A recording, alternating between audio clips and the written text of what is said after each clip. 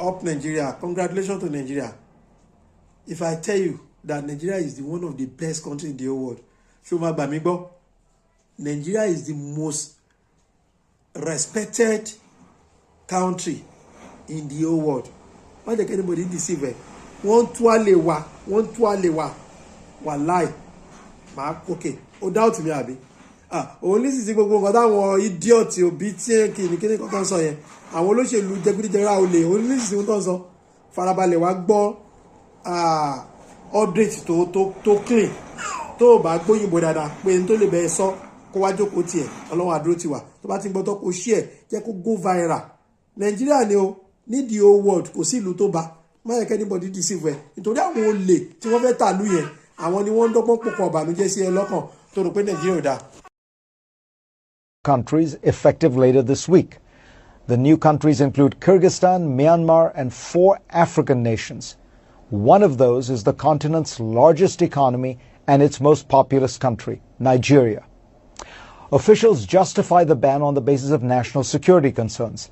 As the Washington Post reported, they say that each country has gaps in its security protocols surrounding travel that expose the United States to terror threats. But that argument doesn't really make sense.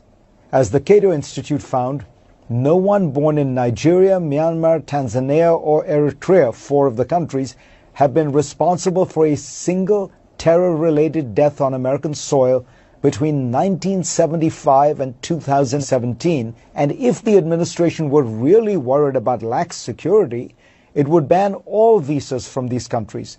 But it's only targeting permanent immigrant visas, leaving temporary visas from those countries untouched, which suggests that something else is going on here. Last year, when Trump unveiled a new immigration plan, White House aides told the Washington Post that Trump wanted high-skilled, well-educated, English-speaking immigrants who could assimilate easily and give back to the country. That's an understandable wish list for any world leader. But if that's what Trump wants, he should know that Nigerian immigrants, who make up the largest group of sub-Saharan African immigrants in the United States as of 2017, check all those boxes. They are some of the most educated immigrants in America. According to the Migration Policy Institute, 59% of Nigerian immigrants aged 25 or older in the U.S. hold at least a bachelor's degree. That is nearly double the proportion for Americans born in the U.S. It is also more than the proportion for immigrants from South Korea, China, Britain, and Germany.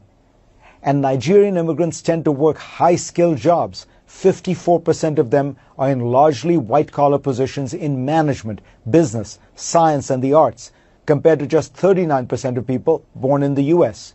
That means, of course, they have significant spending power. According to a new report by the New American Economy Research Fund, in 2018, Nigerian immigrants in the United States made more than $14 billion and paid more than $4 billion in taxes. And the Nigerian diaspora around the world sent back almost $24 billion in remittances in 2018, contributing to a Nigerian economy that is more dynamic than many people, including maybe Trump himself, realize. Nigeria was once thought to be just an oil economy, but today services account for more than 50% of its GDP. Technology is now 10%, according to the Center for Global Development. A growing middle class is increasingly educated and aspirational.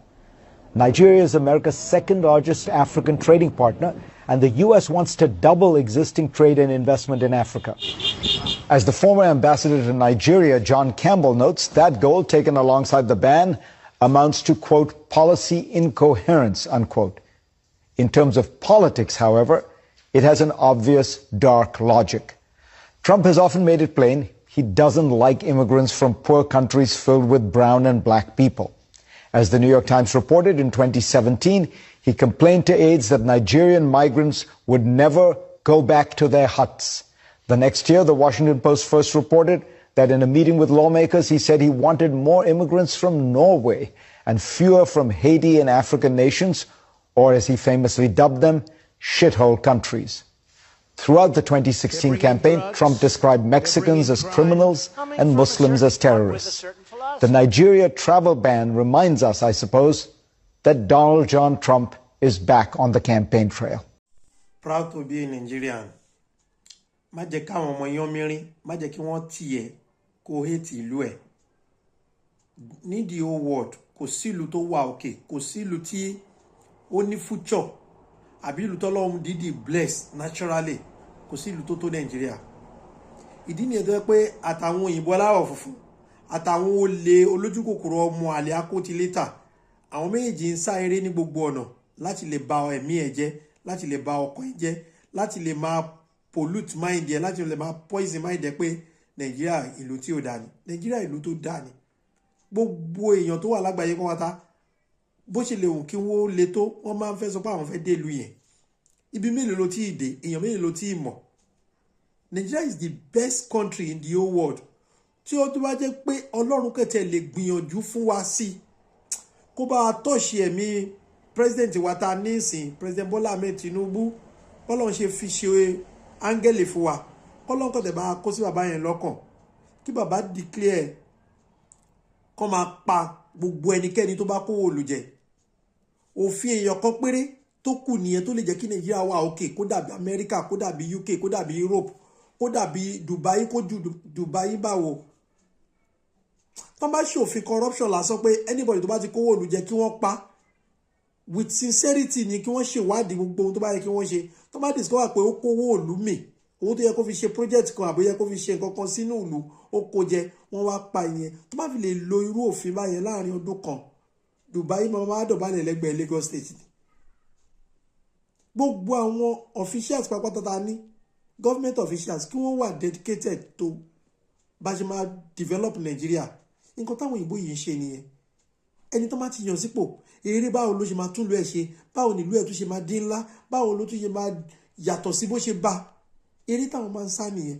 Even ẹni ẹ lè máa gbé ní apartment. Àìmọye olóṣèlú Nàìjíríà, olóṣèlú ìlú òyìnbó tó yẹ pé apartment tó rent kó tó di office holder àbí kó tó gba ipò òṣèlú, inú apartment yẹn náà ló tún ṣe ń gbé. Àwọn òka gbogbo orú nǹkan báyẹn kún gẹ́gẹ́ bíi pé òun làwọn fẹ́ fi ṣayé. Ihun táwọn òyìnbó máa ń sá eré nínú ìjọba ni pé kí lórí pa dáadáa táwọn fẹ́ fi lélẹ̀ sínú ìlú àwọn tí wọ́n ní fi gbàgbé ìrandíran àwọn mọ́. Ló fi jẹ́ pé àwọn olóṣèlú òyìnbó kan wà, àwọn àrọ́mọdọ́mọ wọn tó bá ti mórúkọ wọn dé ọ́fíìsì kan báyìí, wọ́n máa ń ṣílẹ̀kùnlẹ̀ fún wọn ni. Ní Nàìjíríà gbogbo nǹkan corruption ni. Òun náà lè fi bá débi pé ń sọ òkè gbogbo àwọn olóṣèlú ayé gba PDP. Ṣáwọn ọmọ wọn lè mú orúkọ wọn wọnú ọ́fíìsì kan nínú ọ́fíìsì tí APC ti jẹ́ adarí báyìí, ṣé wọ́n máa ṣílẹ̀kùn fún wọn? Gbogbo àwọn nǹkan báyìí ò lè help Nàìjíríà, kò lè help Nàìjíríà. Jẹ́ ká nífẹ̀ẹ́ ìlú yẹn. Ní the whole world kò sí ìlú tó bá lù wá. Ẹ má jẹ́ káwọn kan wèrè kan kí wọ́n máa pòkọ ọ̀bànújẹ́ fún yín nípa Nàìjíríà. Àwọn yìí náà ló ṣílẹ̀kùn jápa sílẹ̀ o. Ìgbà tá a dé bíbá yìí tán la rí pé gbogbo ohun tí wọ́n ń sọ fún wa ẹ̀tàn àti irọ́ ni. Àwọn òyìnbó náà fẹ́ wa ká máa bọ̀, ká lè máa ṣẹrú fún wọn. Gbogbo iṣẹ́ táwọn ìran wọn ò lè ṣe láyé, àwa dúdú yìí náà máa ti sí pé ká ṣe. Wọ́n mọ̀ pé àwa desperate àdẹ̀ nídìí owó, a ní láti survive. Wọ́n ti plan gbogbo ìlú wọn sílẹ̀, òfin ti wà ńlẹ̀, o ò lè kọjá ohun tí òfin bá sọ sílẹ̀ fún ẹ. Nítorí ẹ̀ ni kò sí bóyá sọ pé o lágídí tó, ohun tó ń fẹ́ kó ṣe yẹn náà ló máa padà ṣe, ṣùgbọ́n wọn ní force ẹ. Òfin yẹn ti wà ńlẹ̀ tó máa dọ́gbọ́n direct díẹ̀díẹ̀, a máa force ẹ díẹ̀díẹ̀ títí ìgbà tó bá rí tó wọ̀ túwò sí tó rí kan ṣe kan, wà padà ṣe ohun tí wọ́n fẹ́ yẹn. Àwọn kọ̀ọ̀kan tọ́lọ́run bá ṣe, òun ni wọ́n escape rúkí nìyẹn, ni wọ́n rí iṣẹ́ gidi, ni wọ́n rí ọ́fíìsì gidi, ni wọ́n rí ipò gidi dìmú, wọ́n dẹ̀ kéré bíntín gan. Ìlú tí àyè ti gba jápajápa dáadáa òun l'Amẹ́ríkà, USA ni. Ibẹ̀ ni àyè ti gba gbogbo ẹnikẹ́ni tó bá jápa láti dipò ńlá mú nínú ìlú. Ṣé wàá mọ ibi tí ìlú náà tóun náà tún fi worse? Ìlú ìbọn ni. Ẹ lọ calculate iye dúdú tí wọ́n ń pa lọ́dún. Kẹ́ tó sọ pé kíní kan wọ́n ti pa wọn rárá wọn dànù. Torí pé kíni everybody lòyìnbó sọ pé ní òfin sọ pé kí wọ́n níbọn lọ́wọ́. So ọmọ funfun sìn ó lè dé rí ẹ pé òun ò like ẹ, bóyá bó ṣe ń progress inú bí òun, ó lè mú bọ̀ báyìí kó dẹ̀ fire. Wọ́n á padà sọ́sọ́sọ́ ni. Ọjọ́ ò lẹ gbọ́ pé wọ́n pa ọmọ òyìnbó rí pé torí pé ó pa dúdú. Wọ́n á sọ pé wọ́n fi sẹ́wọ̀n ní ẹ̀wọ̀n tẹ̀ wọ́n rọ́ tán fi sí. So ìlú yẹn, ìlú Amẹ́ríkà tó jẹ́ pé ọmọ Nàìjíríà ń di ipò ńlá mú nítorí opportunity tó wà ń bẹ̀, nítorí pé àwọn òṣè òfin kan lè sọ wọ́n dẹrú lọ títí kan mọ́, torí ẹrú tán ti fi wọ́n ṣe wọ́n gbà yẹn náà ti tó. Bó ṣe jẹ́ bẹ́ẹ̀ yẹn náà tó, ìbọn tán fi ń pa dúdú lọ́dọọdún, ẹ lọ calculate ẹ̀. Kẹ́ lọ wo ọmọ Nàìjíríà tó ọmọ dúdú tó ń sùn nítorí pé wọ́n yìnbọn fún wọn para wọn. So kò síbi tó rọrùn tó bá yẹ pé èèyàn kú Nàìjíríà, èèyàn kú nílò òyìnbó náà, wọ́n kú nílò òyìnbó náà.